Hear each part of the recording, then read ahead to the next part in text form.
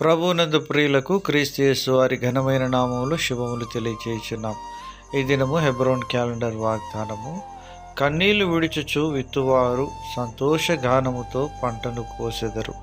కీర్తనల గ్రంథము 126 అధ్యాయము 5వ చరణంలో కీర్తనకారుడు ఈ మాటలు తెలియజేస్తూ ఉన్నాడు. ప్రియమైనటువంటి దైవజనమ, దేవుని యొక్క ప్రజలు చెర నుండి విడుదల పొందిన తర్వాత వెనువెంటనే వారు ఈ యొక్క మాటలు తెలియజేస్తూ ఉన్నారు.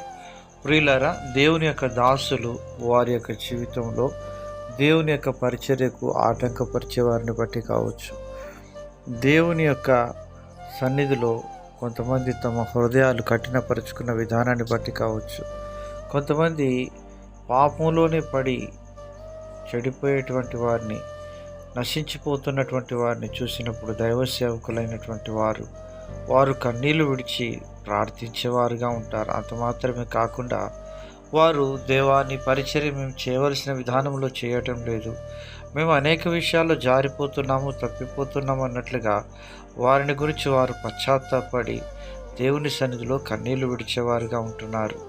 అలాంటి వారు చివరి దినాల్లో సంతోషమైనటువంటి విధానంలో పంటను కోసుకుంటారు అని దేవుని వాక్యం సెలవిస్తుంది. కీర్తనకారుడు దావీదు చెప్తున్నాడు. 119వ అధ్యాయము కీర్తనల గ్రంథము 136వ వచనంలో అంటున్నాడు, జనులు నీ ధర్మశాస్త్రం అనుసరింపకపోయినందుకు నా కన్నీరు ఏరులై పారుచున్నది. ప్రియమైనటువంటి దేవుని ప్రజలారా, మరి మన చుట్టూ ఉన్నటువంటి వారు దేవుని వాక్యానుసారంగా ప్రవర్తించినటువంటి స్థితిలో వారు ఉంటున్నప్పుడు నీ యొక్క కన్నీరు ఏరులై పారుతుందా?